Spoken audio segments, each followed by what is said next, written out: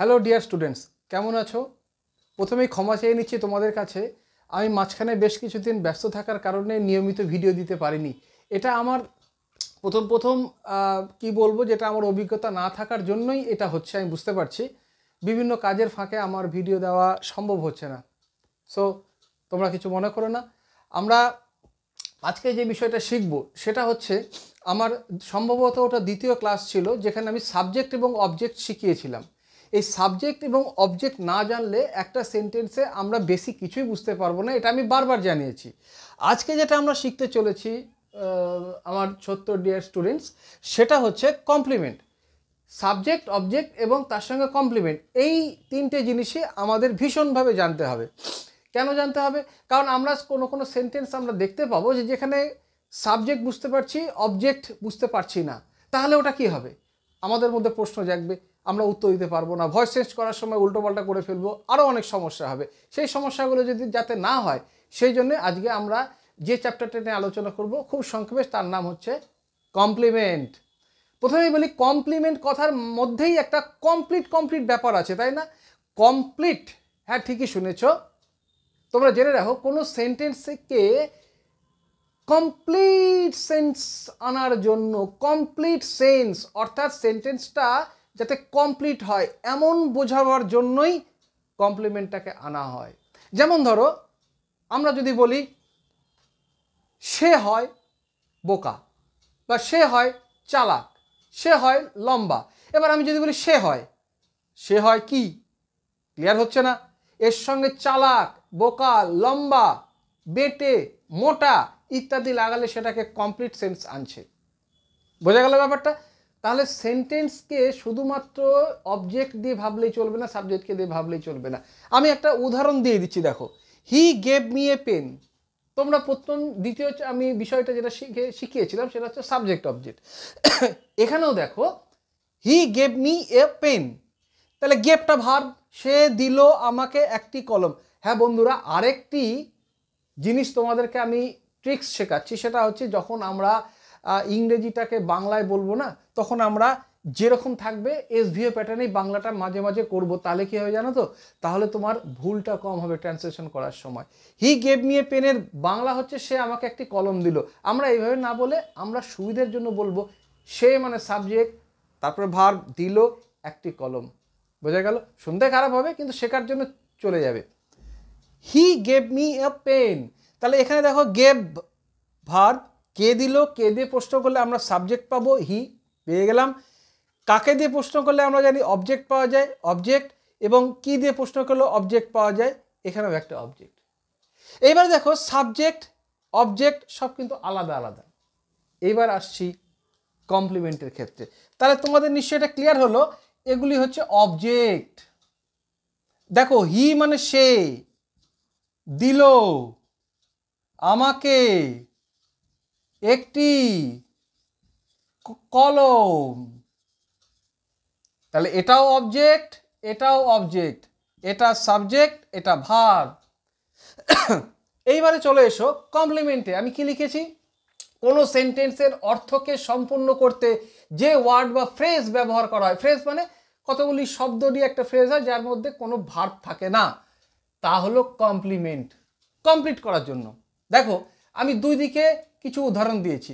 He is smart, she looks beautiful, they are honest, the man seems tired.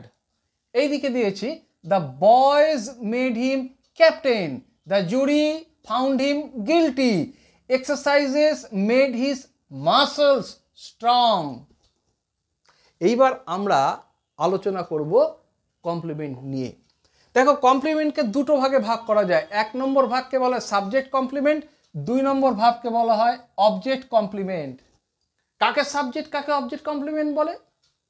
এবার দেখো, এখানে হি is smart, এই যে এটা হচ্ছে সাবজেক্ট।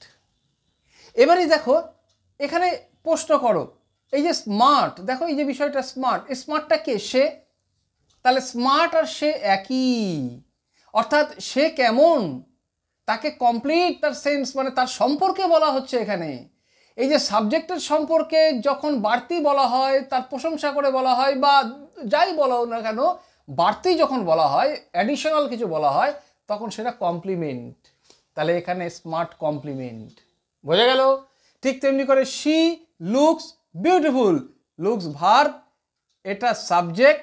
এবার বিউটিফুল সুন্দর, কাকে সুন্দর দেখাচ্ছে? শি নামক সাবজেক্টকে সুন্দর দেখাচ্ছে, দুটোই এক। They are honest, are verb, they subject, honest complement. কেন কমপ্লিমেন্ট? কারণ এই অনেস্টটাকে দে, তাহলে দেখো উভয়ই কিন্তু সমান। কিন্তু দেখো অবজেক্টের ক্ষেত্রে কিন্তু তা ছিল না। যদি প্রশ্ন হয় স্যার এটা কেন অবজেক্ট না, এটা কেন অবজেক্ট নয়? কারণ দেখো অবজেক্টগুলো সবসময় আলাদা। সাবজেক্ট যার উপরে কোনো কাজ করে, যে ওই কাজটার ফল নেয়, সেই হচ্ছে অবজেক্ট। এখানে হি গেভ মি, সে দিল, এই দেওয়া কাজটার ফল আমার উপরে এলো, তাহলে এটা অবজেক্ট। অন্যদিকে সাবজেক্ট এবং অবজেক্ট দুটো কিন্তু আলাদা আলাদা হয়।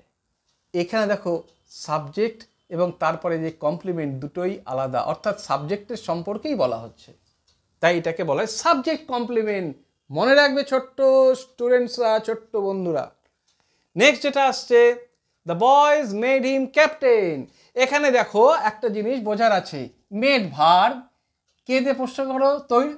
ছেলেরা তৈরি করলো তাকে ক্যাপ্টেন। কে তৈরি করলো? ছেলেরা। ছেলেরা হচ্ছে সাবজেক্ট। কাকে তৈরি করলো? তাকে, অবজেক্ট। এবার আমি যদি এটা ঢেকে রাখি, ছেলেরা তৈরি করলো তাকে, কি হলো? কোনো মানে হলো? হলো না। The jury found him, found মানে পেলো। কে খুঁজে পেল? জুরিরা। কাকে? তাকে। জুরিরা তাকে পেল। কি পেল? ক্লিয়ার হচ্ছে না? Exercises made his muscles.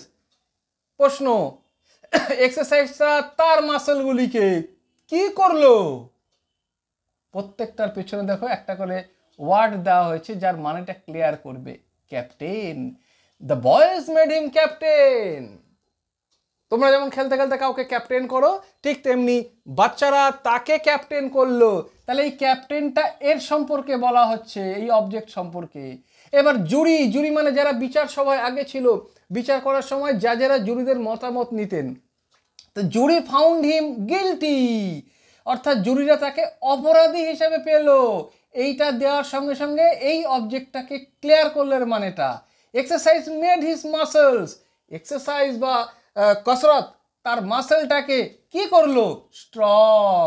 তাহলে দেখো প্রত্যেকটার ক্ষেত্রেই না এই অবজেক্টগুলোকে কমপ্লিট করে। তাহলে ডিয়ার স্টুডেন্টস, এই ওয়ার্ডসগুলো যদি না থাকতো, এই যে স্ট্রং, গিলটি, ক্যাপ্টেন, এই ওয়ার্ডসগুলো না থাকলে এই অবজেক্টগুলোকে কিন্তু ক্লিয়ার করা যেত না, এদের মানেটাকে ক্লিয়ার করা যেত না এবং অর্থও প্রকাশিত হতো না পূর্ণাঙ্গভাবে।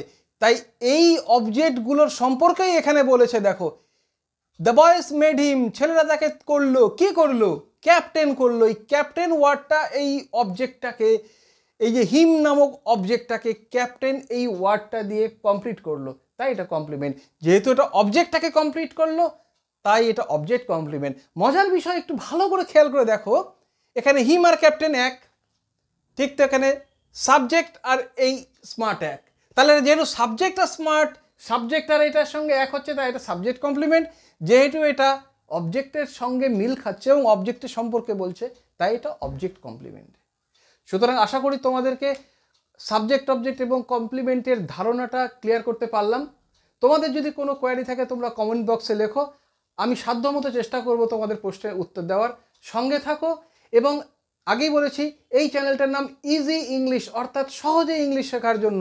সুতরাং আমার ছোট্ট প্রিয় স্টুডেন্টস, তোমাদের কাছে আবেদন, তোমরা এই আমার সঙ্গে সহযোগিতা করো, যাতে করে আগামীতে আমি অনুপ্রাণিত হই আরও বেশি করে ভিডিও দেওয়ার জন্য।